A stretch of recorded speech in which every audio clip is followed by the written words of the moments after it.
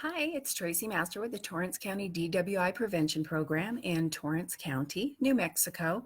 This would be Compassion in Crisis, Volume 2. And today we're going to look at something that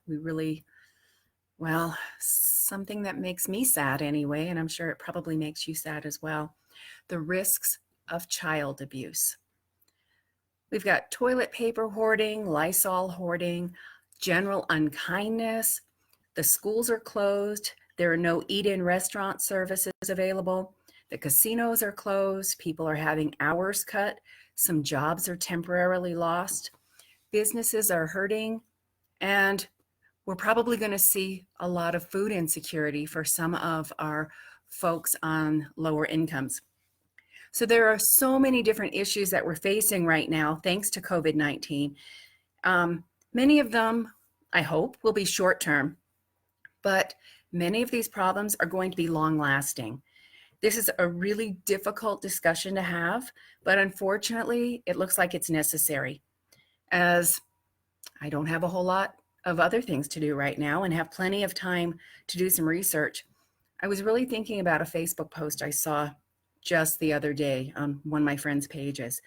A man had commented that with school out, he was worried about some children he knew because their parents aren't the most kind, most loving parents. And he expressed concern that the children were at a higher risk of being abused. That made me think about the fact that for many children in our world, school is their safe place.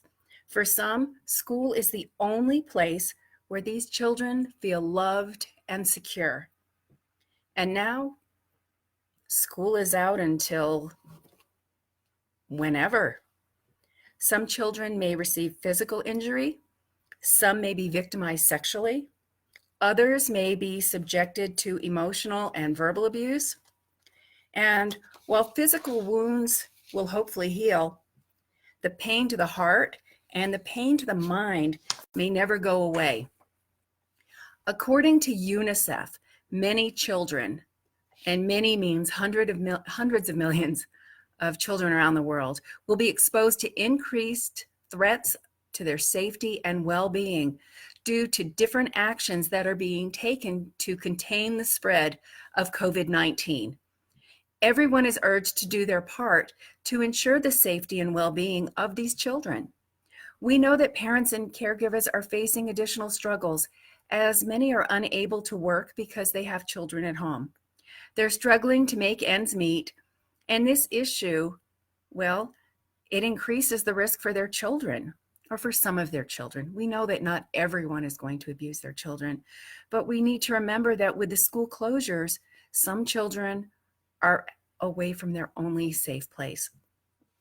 So there are things that you and I can do to protect these children, because that's our job as human beings, to love one another and to take care of one another. We need to learn as much as we can about abuse and how to safely report these concerns.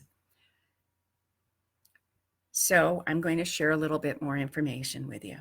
In a news article on March 20th, just a couple days ago, doctors at Cook's Children's Hospital in Fort Worth, Texas, believe that the stresses from this pandemic are linked to six cases of severe child abuse seen at the hospital in the past week. According to the hospital's medical director, the unprecedented times are too much for parents. Many are dealing with financial stresses as they wonder if they'll be able to continue working and meeting financial obligations, taking care of their families. Folks are dealing with lost or reduced income, and now because of social distancing and other factors, everyone's cooped up together. While under normal circumstances, many children could spend time at grandma's house or at their friend's house or go to school, the distance is simply not possible right now. Parents don't have time to breathe away from their children. Children don't have time to breathe away from their parents. And I'm not saying that children and parents don't love each other, but this is a really difficult time. About 13% of child abuse cases involve alcohol, and that's according to Addiction Campuses. And many adults who struggle with alcoholism, well, they were abused themselves as children. Even though we can't spend quality in-person time together, we can reach out to one another. Call a friend, send a text, do a video chat on social media or on one of the meeting platforms. This can benefit parents who are struggling with the extra anxiety and frustration associated with these trying times thanks to COVID-19. It is absolutely normal to feel frustrated, especially since we're facing an unknown enemy. Remember, though, it's perfectly all right to ask for help and to reach out and ask for advice. Just because you can't spend in-person time with one another, as humans, we need to be aware as to what is happening around us. As neighbors and as community members, it's important to pay attention. If you believe that a child is being abused, report it. Don't hesitate. A child's life could be in danger. We all need to be involved. You aren't being a snitch. You aren't being a rat. You are being a responsible, caring, loving person. And goodness knows we can never have too many people who are willing to do that, just that, and be just that. So here are the resources I'm sharing with you today, and I will include them in the Facebook post. Nationally, if you are concerned for the welfare of a child or of children, please reach out to the National Child Abuse Hotline at 1-800-4-A-CHILD.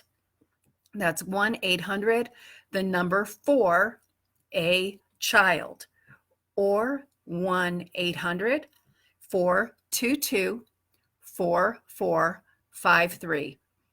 Here in New Mexico, please don't hesitate to call Statewide Central Intake, known to us here as SCI, at 1-855-333-SAFE.